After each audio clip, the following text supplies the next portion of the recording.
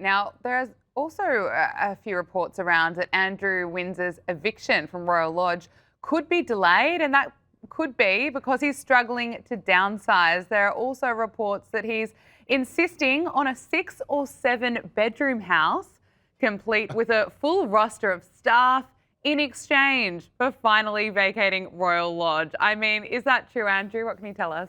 Well, absolutely. As I predicted on your very show, it's going to be after Christmas, most likely to be February. He's lived there forever. And anybody who knows when they move from a very large property, and it is enormous 30, some people say 31 different rooms there, 7 bedrooms.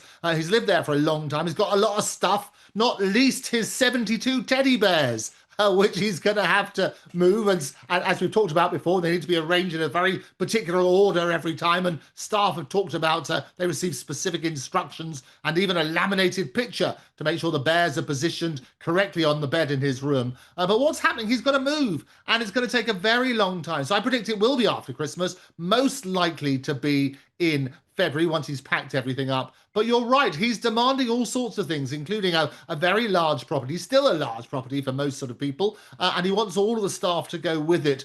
So he's not giving up yet. And as you say, we talked about this previously, his Royal Lodge lease was an ironclad one. He had it for a very long period of time, paid a peppercorn rent, having paid $1 million, and was supposed to be responsible for the upkeep. Apparently, he might have failed to do the upkeep, so there might be grounds there. But he's insisting on a similarly large, well, a large property, and basically lots of staff to go with it. Yeah, those demands are extraordinary. Let's talk about the King and Prince Harry and their relationship. Of course, they last met in person in September, and there have been questions as to whether they'll meet again when the King and Queen visit America next year. But Andrew, it's not likely.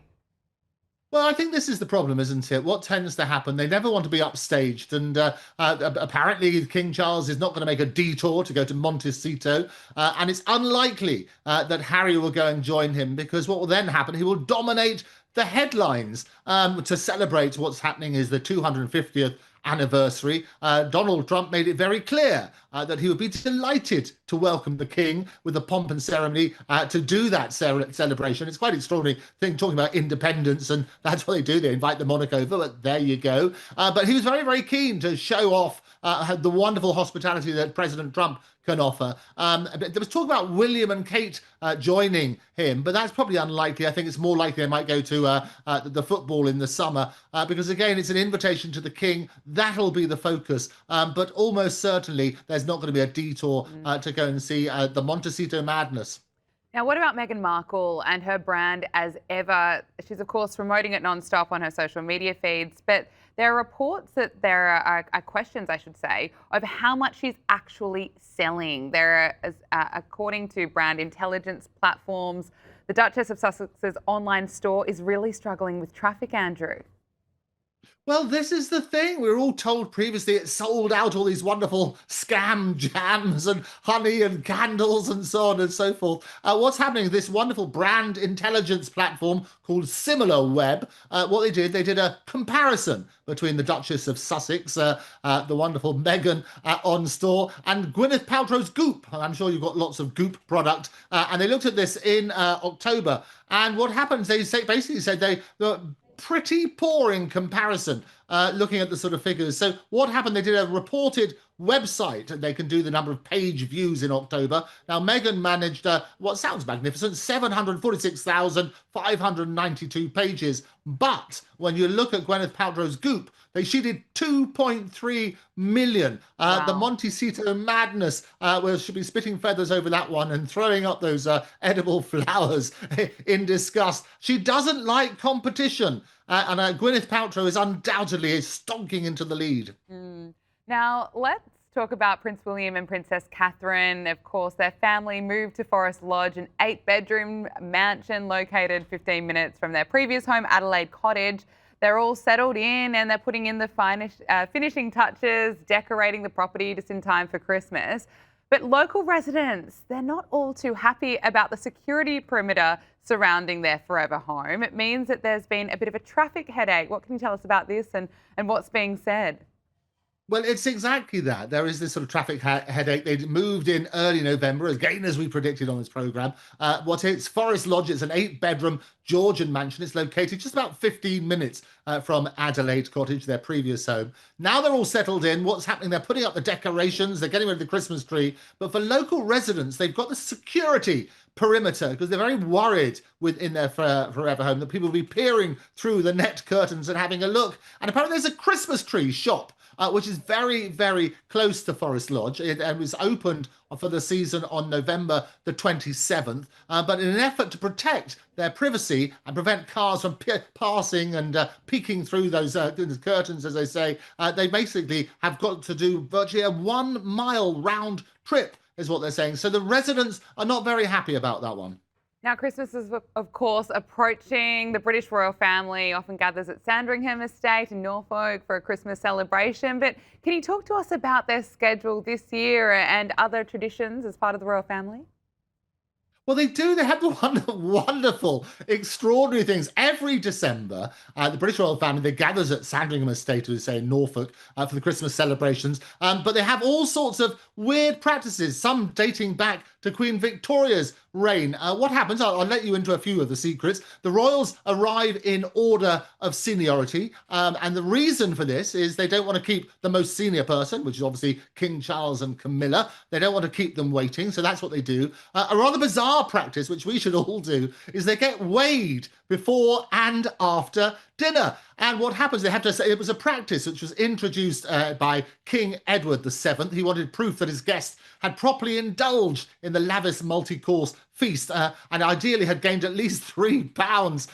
Diana was apparently incredibly uncomfortable about doing that sort of side. The other things they do, they open their Christmas presents on Christmas Eve. And the idea is those presents are supposed to be terrible. They're supposed to be cheap and funny. And give you some example, Princess Anne gave Prince Charles a leather toilet seat. Princess Diana presented Sarah Ferguson with a leopard print bath mat. And Prince William's wrapping slippers. He had his grandmother, the late Queen's face, on them. Prince Harry described these gifts exchange in his memoir as a free-for-all. And for the purpose of these programs, I had a look at some of these gifts that he might have. So this year, here's a little doll. This is Princess Catherine. You've got one of these. You can hang on these. This looks pretty awful, doesn't it? You've got one of those over there like that. But the most extraordinary one I found was good old William himself. Look at that, together with a rather sad receding hairline. And the wonderful thing about these sort of things, they're all made in China. Okay, thank you so much. There you go. I was not expecting that, but expect the unexpected with you, Andrew Eborn. I absolutely love it. Look, I like the tradition of opening presents on Christmas Eve. I think that's because I'm a little bit too eager. But finally, Queen Mary of Denmark, she shared a charming behind-the-scenes glimpse of her family decorating their Christmas tree. And fans are quick to point out a sweet nod to her Australian roots. That is an ornament shaped like the Sydney Opera House, a tribute to the place she once called home. Of course, we love Queen Mary because she's one of our own. Yeah, oh, absolutely. And this was a little hint. So we've got that glorious video, which is out there on social media. And she put up a special Australian ornament on her Christmas tree to give, while she was giving this sort of rare look inside her palace. She was joined by her husband, Frederick X, who's 57, their children, Crown Prince Christian, 20, Princess Isabella, 18, and 14-year-old twins, Prince Vincent and Princess Josephine. And what they had, you see one of the baubles that they had that they put on was in fact Sydney Opera House as a wonderful sort of nod to her background there. And they also introduced their wonderful border collie Coco and showed us, as we all do at these sort of Christmas things, the smashed bauble on the floor. It shows the real sort of likability and the down-to-earthness of Queen Mary, and wonderful that she sort of celebrates her Australian heritage as a result. Absolutely. Andrew Eborn, barrister, broadcaster, president of Octopus TV. Thank you so much for joining us on Power Hour. Always so much fun. It's always fun. Look forward to seeing you next week.